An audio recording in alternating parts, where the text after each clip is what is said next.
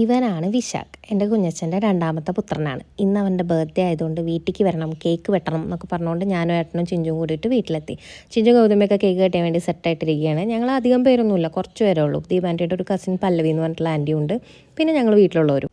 വിശാഖിനെ ഞങ്ങൾ സ്നേഹത്തോടെ വിളിക്കുന്ന പേരാണ് ബൂങ്കി. അവനത് ഇഷ്ടമല്ലെങ്കിലും ഞങ്ങൾക്ക് ഭയങ്കര ഇഷ്ടമാണ്.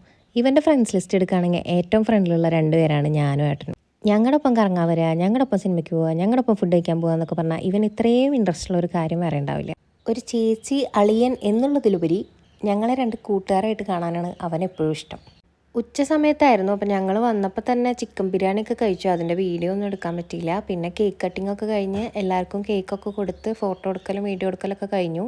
ഇതിപ്പോൾ ഞങ്ങൾക്ക് വേണ്ടി മാത്രമുള്ളൊരു കേക്ക് കട്ടിങ് ആട്ടാ. ഇനി എൻ്റെ സ്കൂളിലുള്ള ഫ്രണ്ട്സൊക്കെ വൈകുന്നേരം വരും, അപ്പോൾ അവർക്ക് വേണ്ടി വേറൊരു കേക്ക് കട്ടിങ് ഉണ്ടെന്നാണ് ആൾ പറഞ്ഞത്.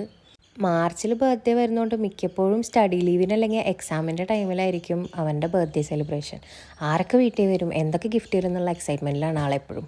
അങ്ങനെ ഞങ്ങൾ കേക്കൊക്കെ കഴിച്ച് കഴിഞ്ഞിട്ട് തമ്പോല എന്ന് പറഞ്ഞൊരു ഗെയിം കളിച്ചു കേട്ടോ. എത്ര പേർക്ക് ഈ ഗെയിമിനെ പറ്റിയിട്ട് അറിയാം? എനിക്ക് വളരെ ചെറുപ്പത്തിലെ ദീപാൻ്റെ ഇത് പറഞ്ഞു തന്നിട്ടുള്ളത് കേട്ടോ. പിന്നെ ഫാമിലി ആയിട്ട് ഇത്രയും കൊല്ലത്തിന് ശേഷം വീണ്ടും ഇരുന്ന് ഇതേ ഗെയിമൊക്കെ കളിക്കുമ്പോൾ ഭയങ്കര സന്തോഷം തോന്നി. ഇങ്ങനത്തെ ഫാമിലി ഗെയിംസൊക്കെ കളിക്കുമ്പോൾ ഒരു പ്രത്യേക വൈബ് തന്നെയാണ് കേട്ടോ. ദീപാൻ്റെ ഞങ്ങൾക്ക് ഗിഫ്റ്റൊക്കെ എടുത്ത് വെച്ചിട്ടുണ്ടായിരുന്നു. എനിക്കും ഏട്ടനും ചിഞ്ചുവിനൊക്കെ ഗിഫ്റ്റ് കിട്ടിയിട്ടുണ്ടായിരുന്നു.